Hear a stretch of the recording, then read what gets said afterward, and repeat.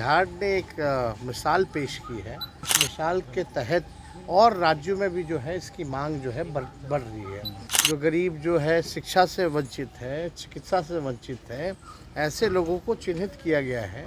लेकिन आप लोग जान रहे कितना अड़चन बीजेपी वाला लोग डाला इस चीज़ को लेकर। नमस्कार, आप लाइव सिटीज देख रहे हैं। मैं हूं जय शुक्ला। देखिए, बिहार में जब से जाति सर्वे रिपोर्ट जारी की गई है तब से तमाम जो विपक्षी दलों के नेता हैं बिहार में वो सवाल उठा रहे हैं। चाहे वो चिराग पासवान की हम बात कर लेते हैं, बीजेपी नेताओं की बात कर लेते हैं, तमाम तरह के सवालात। और ये तक कहा जा रहा है कि जो जाति सर्वेक्षण रिपोर्ट पेश की गई है सरकार की ओर से वो गलत है, इसमें जातियों का आंकड़ा गलत प्रदर्शित किया गया है। लेकिन इस बीच बिहार के डिप्टी सीएम तेजस्वी यादव ने एक बार फिर से उन तमाम लोगों को जवाब दिया है जिन्होंने जाति आधारित सर्वे की रिपोर्ट पर सवाल उठाया है। और इन सवालों का जवाब देते हुए तेजस्वी यादव क्या कुछ कह रहे हैं और कैसे समझा रहे हैं कि किस प्रकार विकास होगा, वो भी आप सुन लीजिए। लेकिन उससे पहले ये भी बात जान लीजिए कि तेजस्वी यादव को आज राउज एवेन्यू कोर्ट से लैंड फॉर जॉब स्कैम में बड़ी राहत मिली है। उनके पिता लालू प्रसाद यादव भी आरोपी थे, उन्हें भी राहत मिली है। राबड़ी देवी को भी राहत मिली है। सभी को जमानत प्रदान कर दी गई है। और उस जमानत प्रदान किए जाने के तुरंत बाद ही तेजस्वी यादव मीडिया से मुखातिब हुए तो क्या कहा इस मामले पर, कास्ट जो सर्वे रिपोर्ट है उस पर क्या बोले,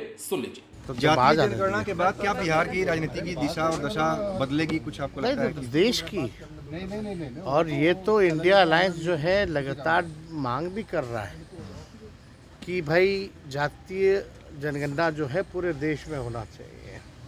और बिहार के बाद जब आंकड़े जब सामने आए तो बिहार ने एक मिसाल पेश की है और उस मिसाल के तहत और राज्यों में भी जो है इसकी मांग जो है बढ़ रही है। अब तो जहाँ भी चुनाव हो रहा है इसकी बात जो है हो रही है, तो ये अच्छी बात है। साइंटिफिक डेटा होना चाहिए। इससे सारी चीज़ें जो गरीब तबका जो है, जो भूमिहीन है, जो कचरा साफ करने वाले लोग हैं, जो झुग्गी झोपड़ी में रहते हैं, जो खुद का जो गरीब जो है शिक्षा से वंचित है, चिकित्सा से वंचित है, ऐसे लोगों को चिन्हित किया गया है।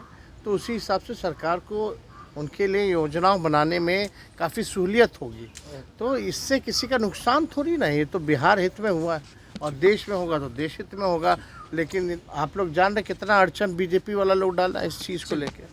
तो सुना आपने, तेजस्वी यादव तमाम बातें कह रहे थे और इस दौरान तेजस्वी यादव बीजेपी पर भी हमलावर थे। तेजस्वी यादव ने यह भी मांग कर दी कि पूरे देश में होना चाहिए। हालांकि ये मांग नई नहीं है। तेजस्वी यादव हो, नीतीश कुमार हो, लगातार कहते रहे हैं कि जाति आधारित जो गणना है, जातीय जनगणना जो है पूरे देश में होनी चाहिए। और केंद्र सरकार पर इसका ठीकरा बार बार फोड़ा जाता रहा है कि ये जानबूझकर नहीं करा रहे हैं। तो ऐसे में बिहार में जो सत्ता पक्ष के नेता हैं वो इस पक्ष में खड़े हैं और तेजस्वी यादव ने उनकी ही ओर से एक बार फिर से जवाब दिया है। और खासतौर पर जब से बिहार में जाति आधारित गणना हुई और इसका जब सर्वेक्षण रिपोर्ट पेश कर दिया गया तो उस पर तमाम तरह की बातें। अब देखिए, हम बिहार में सत्ता पक्ष के नेताओं की बात नहीं करेंगे, लेकिन जो सत्ता पक्ष से ताल्लुकात नहीं रखते हैं, जो अलग अलग पार्टियों के हैं या फिर विपक्ष में बीजेपी में बैठे हुए हैं, वो तमाम नेता जो है सवाल खड़े कर रहे हैं और कह रहे हैं कि कहीं ना कहीं गड़बड़ी है। बहुत सारे लोग तो ये भी आरोप लगा रहे हैं और इन्हीं आरोपों का हवाला देते हुए कहा जा रहा है कि कई लोगों के घरों तक जो गिनती करने वाले थे वो नहीं पहुंचे। तो आखिरकार ये आंकड़ा सही कैसे हो सकता है? कई सारे मसले हैं और इन तमाम मसलों पर तेजस्वी यादव ने तो जवाब पहले भी दिया था। इस मामले में बहुत सारा लंबा चौड़ा पोस्ट भी उन्होंने सोशल मीडिया पर लिखा था और एक बार फिर से जब मीडिया से मुखातिब थे तो उन्होंने कई सारी बातें दिल्ली में कही। बने रहे लाइव सिटीज के साथ। यदि अब तक आपने हमारे चैनल को सब्सक्राइब नहीं किया है तो सब्सक्राइब कर लीजिए ताकि हम आपको खबरों से अपडेट रख सकें। धन्यवाद।